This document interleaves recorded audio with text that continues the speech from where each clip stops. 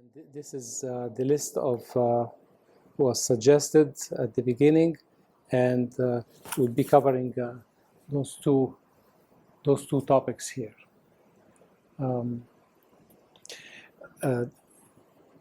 I was asking myself, just going through the prophets. Many of the prophets, except the Ulul Azm, the prophets with strong will, are mentioned in detail in the Quran. The others are mentioned by name and with very little details. And the reason is that the Quran came just to confirm what came in the previous books, whether it is the Torah or the Bible or the Injil, the New Testament. So the Quran, as if the Quran is referring us to these stories. And Prophet Muhammad ﷺ said that you can refer to the previous books if they do not contradict the Quran or the teachings of Islam. Because we know that there was some human intervention in these books.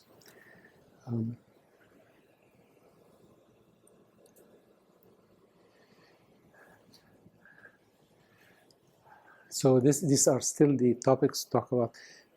Shall I move my computer the other side so I don't have to keep going in front of the screen? Okay. So let's talk about who are the angels, their roles, and who are the prophets of Allah, and what is the role of the prophets. And before I talk about that, the definition of prophet in Islam is very different than the definition of prophet that you find in the Old Testament or in the New Testament. Anybody who predicts the future is called a prophet in the New Testament or the Old Testament. In Islam, prophets are human beings with very special qualifications, and we'll talk about that. We talked about Islam before. I always like to show this screen if we have some newcomers, people who are attending the first time. And the word Islam comes from the root word SLM in Arabic, Sin Lam Mim, which means peace.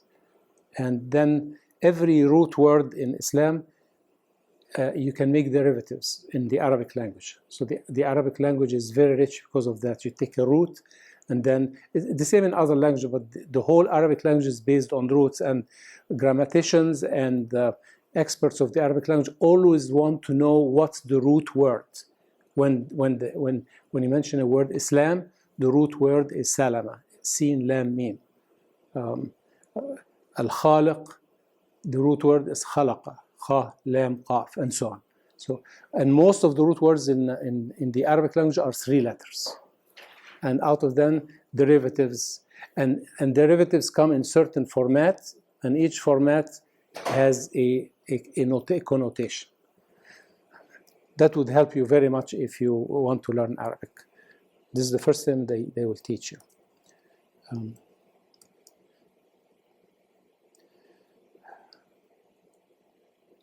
Okay, I showed this before.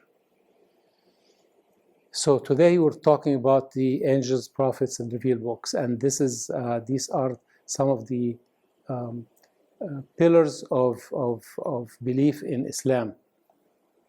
And these are the 6 pillars, as mentioned by the Prophet, peace be upon him. The first pillar is belief in one God. The second pillar is belief in the day of judgment. Then belief in the angels, belief in God's prophets, belief in the revealed books, and belief in destiny. So these are 6 fundamental beliefs that define the Islamic faith, with many details, of course. And we're talking about some of these details today. And these are summarized in one of the very famous saying of the Prophet ﷺ, or an event where he was sitting among his companions, and it's a very long narration, but that event happened when a strange man came to meet the companions and the Prophet, and nobody knew him, and living in a desert, anybody who is not from the town must be coming through the desert. They found a person with white clothes, very clean, and with very nice hair, dark hair. And they were very astonished because nobody knew him. And that man came and started asking the Prophet questions. At the end of, when he left, they asked the Prophet, who was this man? And he told them that was Angel Jibreel in the form of a human being. So one of the questions, he asked him about the fundamentals of Islam and then the fundamentals of faith, and the green is the answer. Then tell me about Iman, means faith. And the Prophet ﷺ answered him. He said, it is the belief in Allah, His angels, His books, His messengers, and the last day, and to believe in divine destiny, both the good and the evil thereof. He said, you have spoken rightly. And every time the Prophet answered his questions, he told him, you have spoken rightly. So who could be this human being who is asking the Prophet or questioning him? So they understood at the end that when he told them that was Jibreel who came to teach you your religion. So we'll talk about some of those pillars today. So the angels, they are creatures that Allah subhanahu wa ta'ala, glorified be Him, He created them from light. And they are tasked to do whatever He orders them to do. They obey Him and they are incapable of disobeying Him. So they are different than human beings. Human beings and other creations, like the jinn, Allah subhanahu wa ta'ala made them with a free will. They can choose what to do, right or wrong. But the angels were created to obey Allah subhanahu wa ta'ala tirelessly, and the relationship with Allah subhanahu wa ta'ala is outlined in the Quran. And the sayings of the Prophet. Other creations that we know were created besides the angels and the human beings are the jinns. The angels and the jinns were created of fire, as the Quran tells us. And we don't know how it is. It's not the fire that we have in our backyard or on the stove. It's something we don't understand. The same thing when the angels are created of light, we don't understand how they were created from light, or how we cannot see them unless Allah tells them to come and talk to us. So the angels were created from light, and we can see them only under certain circumstances. They do not have human-like desires. They do not sleep, eat, or marry. They take human forms only with Allah's permission, and they have different powers, and these powers are explained in the Quran as wings. So some have 2 wings, 3 wings, 4 wings. Some have much more, like Angel Jibreel, who came up with the revelation to the Prophet. It's mentioned they had 600 wings. So these are indications of the powers that Allah subhanahu wa ta'ala has gifted them with. Besides carrying the tasks that they do, they worship Allah subhanahu wa ta'ala. And in the trip of the Prophet to heaven, in Isra al Mi'raj, and we're going to talk about this in the future, he saw that the angels are making pilgrimage to Al-Bayt al-Ma'mur, a place in heaven like the Kaaba on earth, where they go and worship Allah and remember Him. And that Al-Bayt al-Ma'mur, many angels go there only once during the whole creation. Shows that how many angels, there are numerous angels in the universe.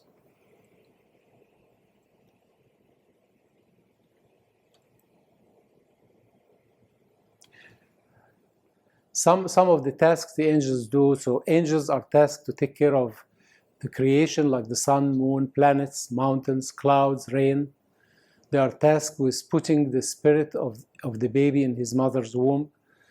2 angels are protecting every human being, and 2 others are recording his deeds. It is mentioned that there's an angel on the right side, angel on the left side of every human being. The one on the right side writes the good deeds. The one on the left side writes the bad deeds. And the interesting thing is that the one on the left side does not write a bad deed unless the one on the right side agrees. So if a person has an intention to do something good, the one on the right side writes the good deed, said, do not write it. Do not write the intention of the person. And only when the person does it, it is written. And there are two angels also who are tasked with protecting the human beings until the destiny comes or the angel of death comes. Angels are in charge of the laws of the universe, and angels are also messengers of Allah to His creation, like the like the angel Jibreel, who used to come to all the prophets with the message. They accompany us in our life and help us to do good. And they constantly praise Allah subhanahu wa ta'ala. They pray for the believers and ask for His forgiveness. They particularly attend meetings where Allah is mentioned, where if people gather together and read Quran, the angels would envelop them and would come to them. And the scholars say that the angels cannot read the Quran but love to listen to the Quran. So when they found people reciting the Quran, the angels will come and surround them. And some of the early companions, they saw some phenomena showing that the angels were around them when they read the Quran. And with the order of Allah, they can come and fight in just wars.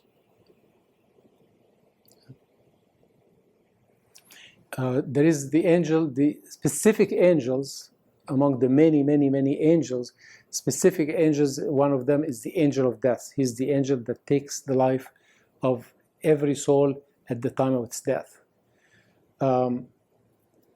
Some angels are tasked coming and after the person, right after his death in the grave. And there is an angel called Malik. He's in charge of hellfire. And he's among 19 angels. The Quran mentions that there are 19 angels in charge of the hellfire.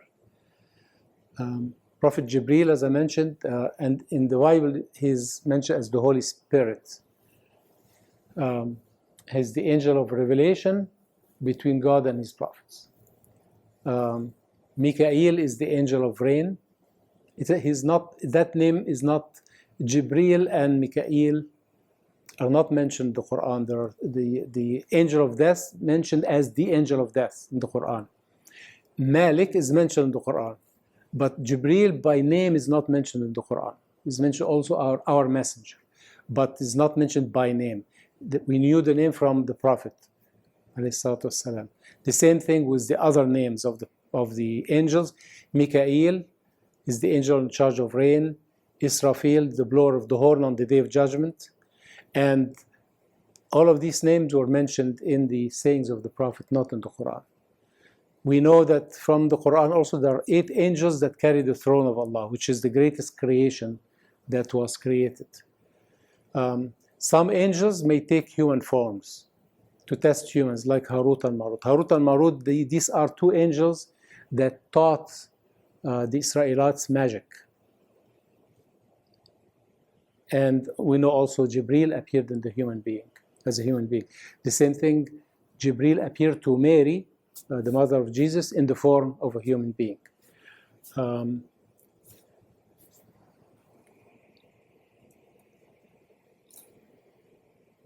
Angels also protect us from falling into traps of superstition. They encourage us to stay on the straight path by feeling their presence and provides patience and steadfastness to believers. Now let's go to the prophets. So you could find entire books talking about each one of these topics, but we were going through it just as a touching upon the topics. Who are the prophets? First, we don't know the number of prophets. in some traditions by the Prophet that there are around 120,000 prophets sent to human beings throughout history. And we know that they are very special people. They are not just people who prophesize the future. The word prophet, actually, it's a wrong translation of the word from the Quran. These are the best human beings that Allah subhanahu wa ta'ala has tasked them with carrying His message to the rest of us. They are not like every average person. They were people whom Allah subhanahu wa ta'ala took care of them from childhood. They were educated in the right way. Most of us are not, did not have that privilege. So they are not just people who predict. Like call Nostradamus, they call him a prophet. In the Islamic definition, no, he's a sorcerer. That's all. Anybody who predicts the future after this category of human beings are sorcerers. And our Prophet ﷺ taught us, he said that anybody who predicts the future, he may say some truth and some falsehood. So don't believe any of that. And he warned Muslims against believing any of this sorcery. He said, whoever believes in a person who just tried to predict the future, without evidence, of course, his prayer will not be accepted for many, many days. So it's a warning for all of us. Those prophets, they charted the history of human beings. And Shaitan is trying to erase it. So you don't find many of these histories recorded in history because Shaitan is affecting the majority of people and is trying to erase the history of these human beings. The only history that he could not erase is the history of the Prophet, because he came in the broad light of history. And thousands of his followers kept his message. But previous prophets, previous messengers, he tried really to erase the history. We know the amount of torture and oppression that the followers of Jesus went through. And then the followers of Musa, Shaitan tried really to erase and to corrupt the message one way or another. They are human beings who are protected from spiritual mistakes. Allah subhanahu wa ta'ala protects them. And when we talk about the history of the Prophet, many things he tried to do as a teenager, and Allah subhanahu wa ta'ala protected him. So when he was a shepherd, people used to go and have entertainment at night. They go to what's like bars in our time and so on, where they drink and see dances and so on. And twice he tried to go, and Allah subhanahu wa ta'ala stopped him from doing it was one way or another. And the Arabs also, when sometimes they have a very strange habit where you have, when you go to Mecca, you have to buy clothes from Quraysh. And you see how commercialism entered into the beliefs of the disbelievers. And poor people could not buy clothes from Quraysh, used to go naked. So these are things that Shaitan put into the teachings. Our Prophet ﷺ never fell into that when he was poor and so on. The Quran mentions that every nation got a prophet. So you can imagine today when you see some faith of people who have went astray, are worshipping idols, worshipping stones, statues, you can see the amount of corruption Shaitan has led human beings. Tremendous amount of corruption. You'll be surprised that Hinduism has, in their scriptures, there is a prediction of the Prophet Muhammad. So original forms of Hinduism, original forms of Buddhism, most likely they were messages from Allah subhanahu wa ta'ala. And then people have corrupted it. it's no wonder that the kings of southern India who first accepted Islam, they were referred to the Prophet from their scriptures. When they have seen some strange phenomena happening at the time of the Prophet, they asked the knowledgeable people and they told them this must be the time of the Prophet predicted in our scriptures. I remember one of our brothers in our community, he was Hindu, and one day his father called him. He told him, son, after he came to the United States, he said, son, I looked into our old scriptures. Islam is the last religion. He told him, please go read about it. And he became Muslim, he became a member of our community. So every nation got a prophet. We don't know all of them. We know only 27 of them mentioned in the Quran. The most prominent, or we can say the strong-willed, as mentioned in the Quran, ulul azmi min al-rusul, those with strong will. Basically, they were tasked with very heavy burden. Prophet Nuh, Prophet Ibrahim, Prophet Musa, Prophet Isa, and Prophet Muhammad. And then the prophets are either prophets or messengers. All messengers are prophets and messengers at the same time. So they came. A prophet is a person who came to lead his people to the truth. A messenger is a prophet, but also he came with a message of a new way of life. So Prophet Ibrahim came with a new way of life. Prophet Musa, Prophet Isa, and Prophet Muhammad. They all came with a new way of life to guide people. And they were given books. And these are the books that I'm going to mention in a couple of slides. These are the prophets mentioned in the Quran. There are 27 of them. We're not going to go through all of them, but Prophet Nuh, we live in a culture that know who is Prophet Nuh, whether people are Jews or Christian in this country.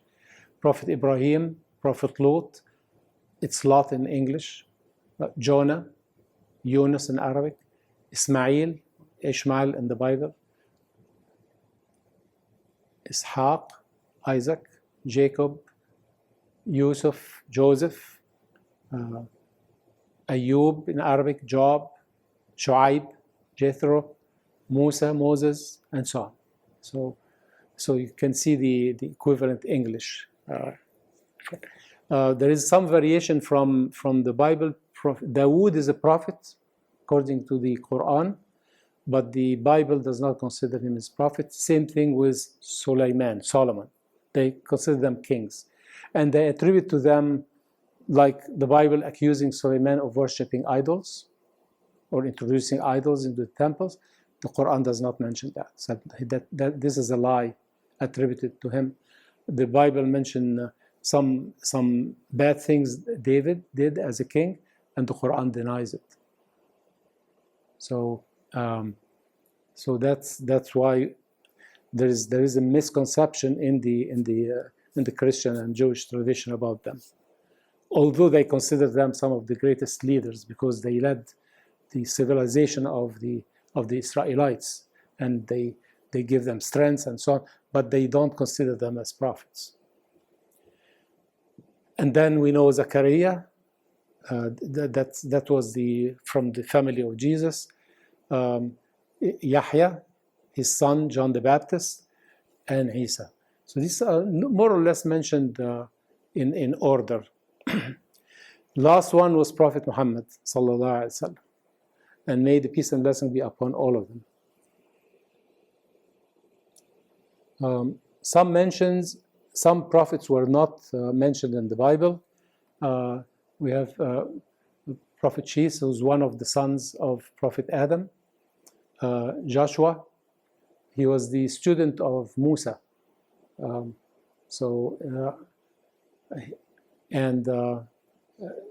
Samuel, that name is not mentioned in the Quran, but that prophet is mentioned. The Bible mentioned his name. It's about a story mentioned in the 2nd chapter of the Quran. And Uzair, he's a prophet that was asking God to show him how he resurrects the dead. And Allah let him die for 100 years. And then he resurrected him and showed him, this is how I resurrect the dead.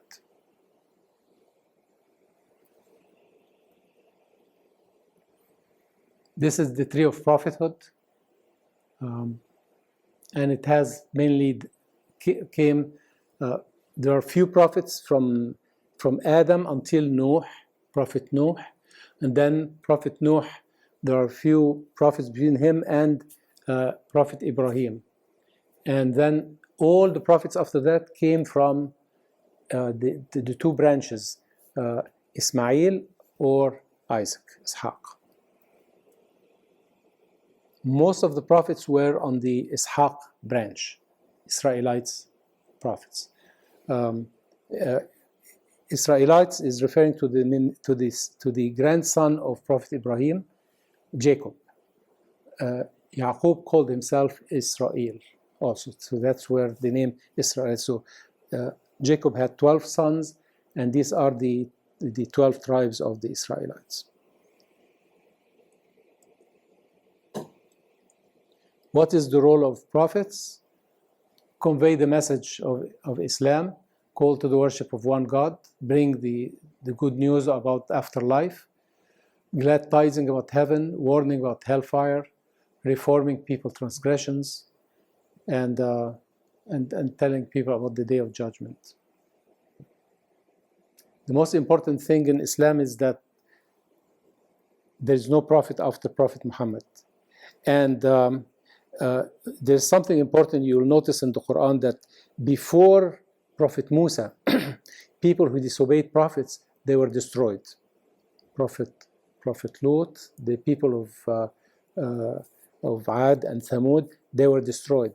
But when Allah subhanahu wa ta'ala tasked, sent messengers with a clear message, and they have a large follower like the Israelites, or when Prophet Muhammad came with the large followers, then as there is a large number of followers that carrying the message, so this destruction did not happen.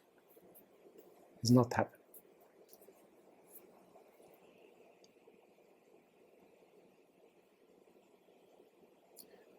Prophets came with miracles. Prophet Salih, who came the people of Samud, came with a she-camel that came out of the mountain. Prophet Ibrahim was saved from the fire when the Namrud tried to throw him into the fire. Prophet Musa had 9 miracles. Anybody remember the miracles of Prophet Musa? The most famous one. The splitting of the sea. Okay, what else? Hit the rock and fountain came. Fountains came. Okay.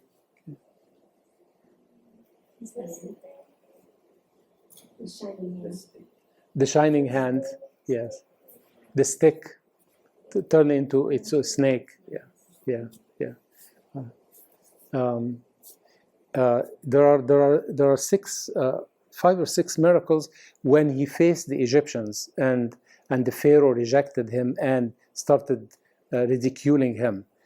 Allah subhanahu wa ta'ala sent the frogs, where Egyptians for many days and weeks, they would find frogs everywhere. It was a very, very, very disturbing phenomenon. The Nile River turned into blood. The locust was sent on the Egyptians. They got insect, al-qummal, I don't know what is it in English. This thing that ticks, qummal sticks, ticks everywhere. They got ticks everywhere. Or lice, yeah. And also they became very poor. Just all the crops failed everywhere, and they were afflicted with poverty. All of this tells you that Prophet Musa went through tremendous tribulations, and that was all of the prophets and the messengers. They went through tremendous tribulations. People think that today he came was showing the snake, and tomorrow he showed his shining hands, and the day after the locust came, and no, we're talking about years. We're talking probably 10 to 20 years, where they lived under these tribulations, and still they did not believe in Prophet Musa. And actually, if you follow history, that was really the downfall of the Pharaoh civilization. Just after Prophet Musa, around 1300 BC. That was really you don't find any accomplishment or any of the greatness of the old Egyptian civilizations.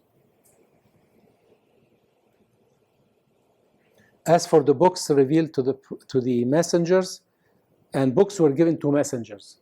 So we're talking about the Suhuf to Prophet Ibrahim, the Torah to Prophet Musa, the Zabur to Prophet Dawood, which is summarized in the Psalms of David, the Injil to Prophet Isa, and the Quran. The only one that was recorded is the Quran. Everything else was verbal, was oral tradition. Nothing was recorded. The only exception is to Musa, he got the 10 Commandments, which was recorded in his time, and it's recorded now in the Bible. But nothing was written. These were all illiterate nations. Nothing was written.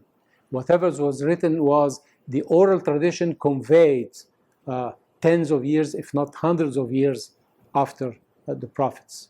The Old Testament, it was lost with the Babylonian captivity, which was almost 700 years after Prophet Musa, in the 6th century BC. Prophet Musa was in the 13th century BC, so we're talking 7 centuries. It's completely lost, and then people start to recollect it from memory after the Babylonian captivity. So you can see that there is, and even today, you ask all the biblical scholars, there is no record of anything of that time. The earliest records of the Old Testament or the Old Testament is probably 5th or 6th centuries AC. And actually in 1948 or 47, there was discovered the scrolls of Qumran. And these are the scrolls that were discovered by a shepherd, Abyssinian shepherd, near the Dead Sea. That's why it's called the Dead Sea Scrolls. And these were referring to just to the community where Jesus was born. So just a few years before the birth of Jesus. That's the only scripture that old that we have for the Old and the New Testament. So that's why we know that all of these are oral traditions. Allah subhanahu wa ta'ala willed that the Quran be written, and the Quran specifically says, "Inna nahnu nazzalna dhikra wa inna lahu lahafizun." We have revealed the Quran and we will protect it. And it was recorded and written at the time of the Prophet. So what are the characteristics of the Quran? It's the direct word of Allah. It's the main miracle given to the Prophet. And it's the only book preserved in its original language, word for word, letter for letter. Scholars hundreds of years ago have counted the number of verses of the Quran, have counted the number of words in the Quran, and the number of letters. So, how many verses? How many chapters? 114. Jazakumullah khair. How many verses? Approximately 6,000, 6,200. Okay. If you include Bismillah ar-Rahman ar-Rahim, it's around 6,300. The number of words.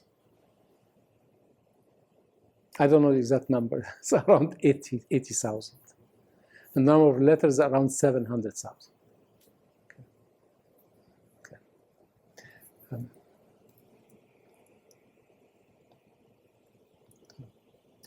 I'll stop here. Just I want to show you some of the mosques around the world that are related to these prophets.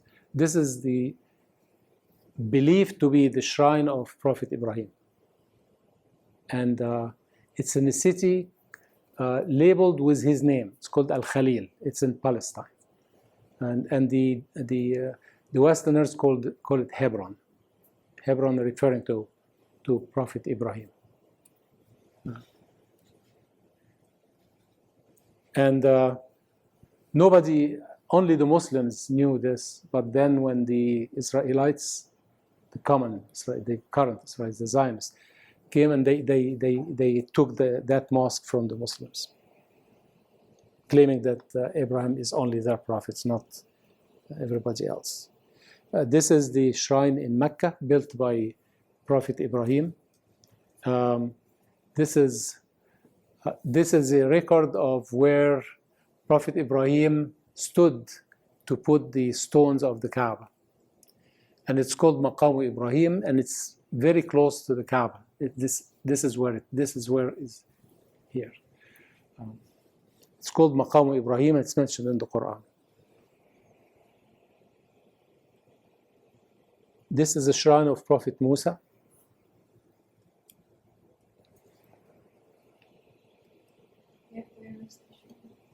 I think it's I think it's somehow in Sinai.